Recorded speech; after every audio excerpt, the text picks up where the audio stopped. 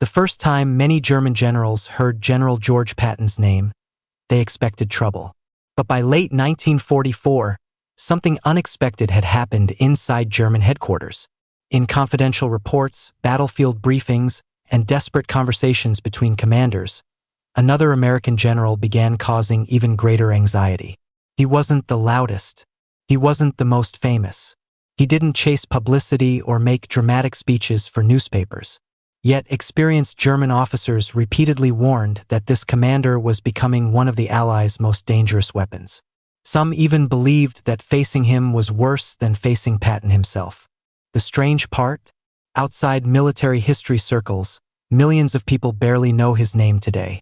History has a way of celebrating the men who made the biggest headlines, but wars are often decided by those who quietly solve impossible problems. While Patton became a symbol of aggressive American power, another commander was building a reputation for something even more terrifying from the German perspective: unpredictability. He rarely attacked the same way twice. He adjusted faster than his opponents could react. Every time German commanders thought they understood his methods, he changed them. That made planning against him almost impossible. And in war, uncertainty can be deadlier than tanks. By the end of this story, you'll discover why veteran German generals came to fear this American commander so deeply, how he repeatedly outmaneuvered experienced battlefield veterans, and why many modern historians argue that his greatest victories have never received the recognition they deserve. Even more surprising, you'll see how his leadership style challenged almost everything people believe about winning wars. The final revelation changes the entire picture. Before we begin, imagine you're a German general in 1944. You've spent years fighting across Europe. You've survived battles against the British, the Soviets, and now the Americans. Reports arrive on your desk every hour. Most enemy commanders have patterns. Some attack recklessly. Others hesitate. Eventually, you learn their habits. But then a new report arrives. It's from an American army led by a commander whose next move cannot be predicted. Would you fear the loud general everyone talks about, or the quiet one nobody seems able to stop? Let me know which you'd choose before the end, because your answer may change. The man at the center of this story was Omar Bradley. Today, he's often remembered as the soldier's general, a calm and humble leader who rarely sought attention. But during the war, German commanders viewed him through a very different lens. They didn't see a modest officer. They saw a strategist capable of coordinating enormous armies with remarkable efficiency. Unlike Patton, whose bold personality often dominated headlines, Bradley let his battlefield decisions speak for themselves. That difference mattered more than many people realize. Bradley wasn't born into fame or privilege. Growing up in rural Missouri, he learned discipline, patience, and quiet determination long before entering military life. Those qualities followed him into the United States Military Academy, where he graduated alongside future leaders who would eventually command armies across Europe. Even then, few classmates imagined that this reserved cadet would one day oversee more American soldiers than almost any commander in U.S. history. Greatness often arrives quietly. His personality confused both friends and enemies. At a time when military leaders were expected to project bold confidence, Bradley preferred listening over speaking. He spent more time studying maps than giving dramatic speeches. He asked questions instead of demanding applause. To some observers, that looked ordinary. To experienced officers, it was the mark of someone constantly learning. Every battle became another lesson, and every lesson made him harder to defeat. German intelligence officers noticed something unusual about Bradley early in the European campaign. His operations lacked obvious patterns. One offensive relied heavily on artillery. The next emphasized rapid infantry movement. Another combined deception with overwhelming logistics. Instead of forcing every battle into a favorite style, Bradley adapted to the situation in front of him. That flexibility frustrated German planners, who depended on predicting Allied behavior before committing their own forces. Every prediction became a gamble. Military planning depends on expectations. Commanders estimate where an enemy will attack, how quickly they'll move, and what resources they'll use. Bradley repeatedly broke those expectations. German officers discovered that defending yesterday's battlefield often left them vulnerable tomorrow. They prepared for one attack and received another. They reinforced one sector only to find the main blow falling somewhere else. The uncertainty spread through headquarters faster than any rumor. Every new report raised more questions than answers. That was dangerous. Perhaps the greatest difference between Bradley and many famous commanders was his relationship with information. He believed decisions should be based on facts rather than emotion. Before launching an offensive, he demanded accurate reconnaissance, updated intelligence, and careful coordination between ground and air forces. Some critics called him cautious.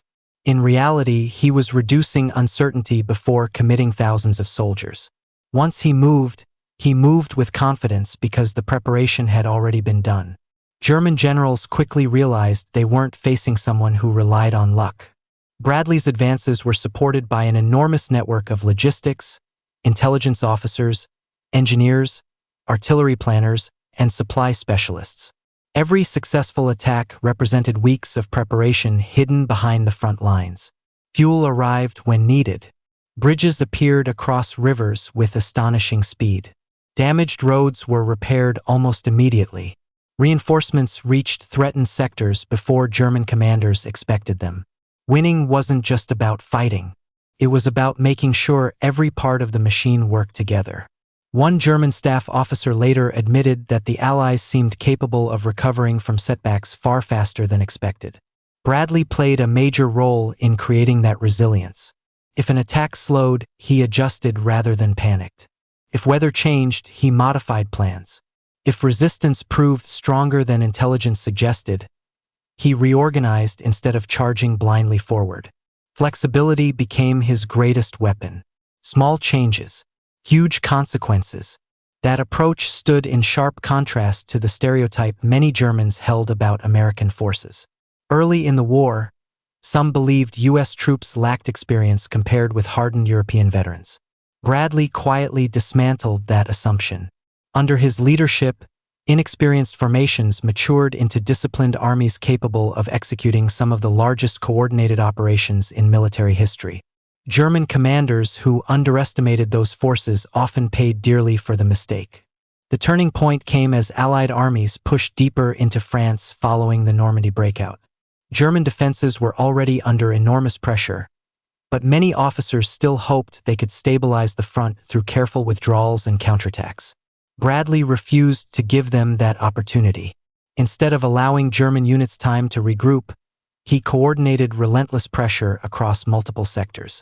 Every retreat exposed another weakness. Every delay created another opening. The battlefield became a puzzle that changed faster than German commanders could solve it. Captured German documents reveal growing concern during these operations. Officers complained that American attacks were becoming increasingly difficult to anticipate because different commanders employed different methods while still supporting one another effectively. Bradley excelled at that coordination.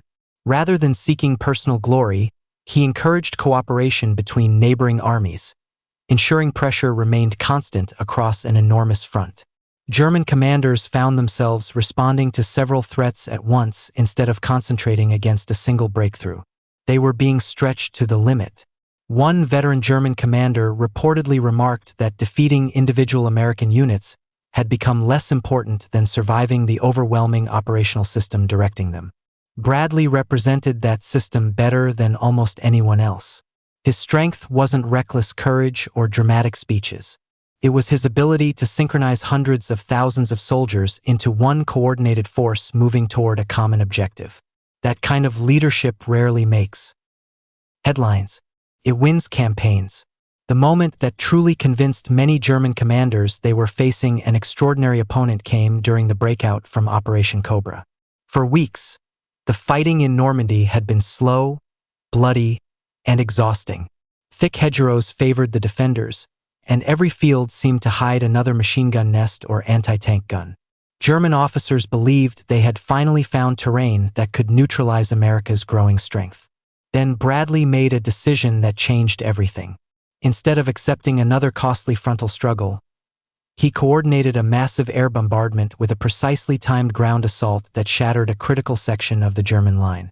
Within hours, what had seemed like a stalemate became a collapse.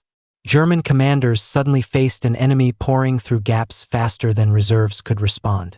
Entire defensive plans unraveled almost overnight. It wasn't simply the breakthrough that terrified them. It was how quickly Bradley recognized the opportunity and expanded it before Germany could recover. Momentum became his greatest ally. Every hour mattered. As American forces raced across France, Bradley demonstrated another quality that German generals found deeply unsettling. He never became trapped by his own success. Many commanders grow overconfident after a major victory, pushing forward without considering changing conditions. Bradley did the opposite. Every advance was followed by fresh planning, new intelligence, and constant reassessment. If roads became overcrowded, he redirected supply routes. If one corps advanced faster than another, he adjusted the pace to prevent dangerous gaps from opening. German commanders repeatedly hoped the Americans would outrun their supplies and create opportunities for counterattacks. Instead, Bradley's headquarters worked tirelessly to keep fuel, ammunition, food, and reinforcements moving despite extraordinary distances. His armies didn't simply advance, they sustained their momentum. That difference frustrated German planners who relied on the expectation that fast offensives eventually exhaust themselves. Bradley understood that logistics could decide battles just as surely as bullets. Behind every successful attack stood thousands of soldiers few people ever noticed. Quiet preparation, crushing results. Even commanders who fought against Bradley admitted they respected the discipline behind his operations. Several post-war German memoirs describe American attacks under his command as unusually difficult to predict because they combined patience with sudden aggression. One day, Allied forces appeared content to probe German defenses cautiously. The next, overwhelming firepower and coordinated maneuver struck exactly where the defense had weakened. German officers realized Bradley wasn't trying to impress anyone with spectacular gestures. He was solving military problems one decision at a time, forcing his opponents into a constant cycle of reaction instead of allowing them to seize the initiative. That psychological pressure became almost as damaging as battlefield losses themselves. Every new intelligence report raised fresh uncertainty inside German headquarters. Where would he strike next? Which sector was truly threatened? Was this attack the main effort or merely another diversion? Those unanswered questions consumed valuable time, and in war, time is often the rarest resource of all. Fear grows fastest when certainty disappears.